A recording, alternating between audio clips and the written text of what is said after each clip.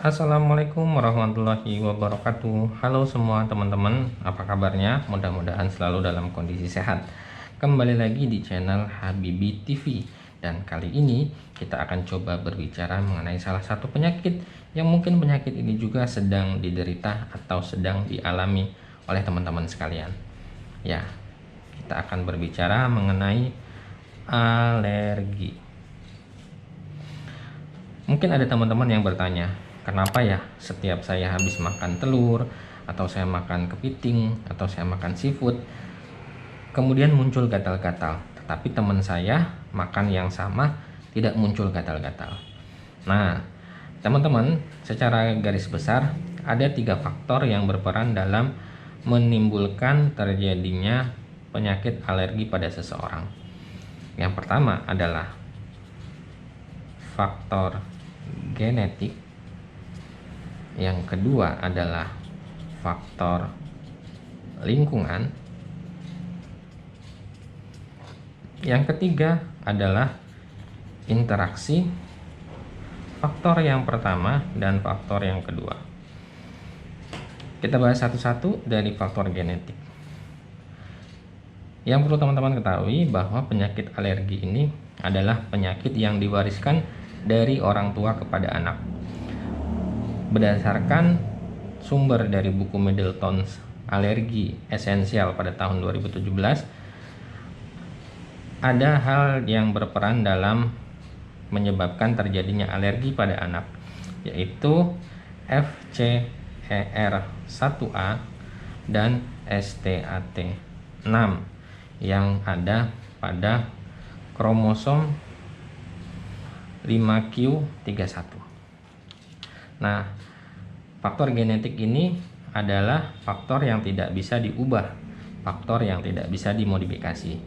Jadi, apabila ada seorang ayah yang memiliki alergi, atau ada seorang ibu yang memiliki alergi, atau justru kedua-duanya ayah dan ibu memiliki alergi, maka kedua hal ini akan meningkatkan terjadinya resiko alergi kepada anak yang dilahirkan.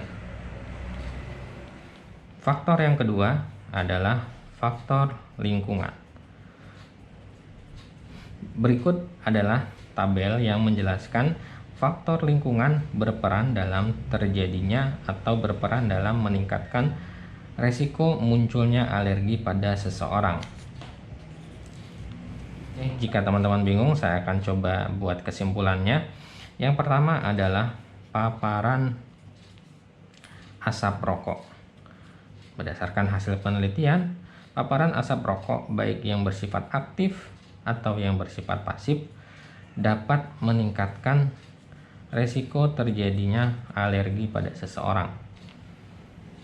Yang kedua adalah paparan pestisida.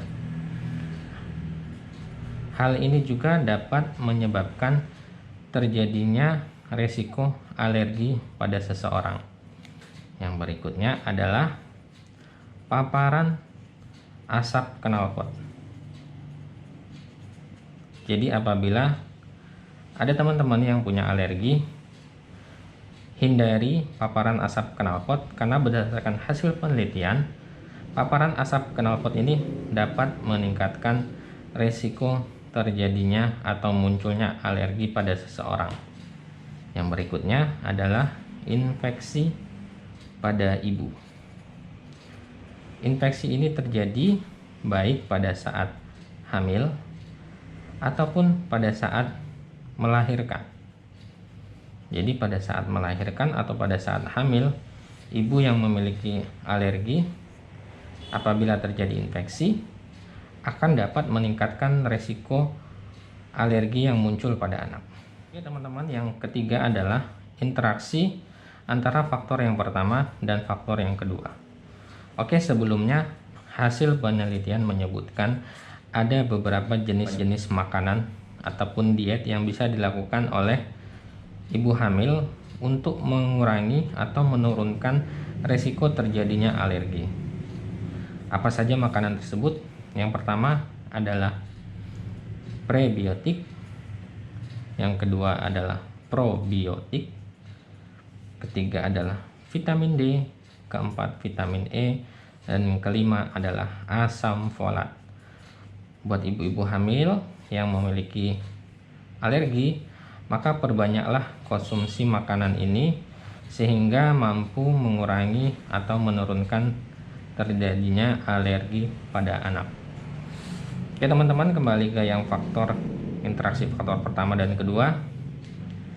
Maka buat teman-teman yang mempunyai alergi, hindari segala faktor penyebab ataupun paparan yang ada pada faktor yang kedua, karena hal itu dapat menyebabkan terjadinya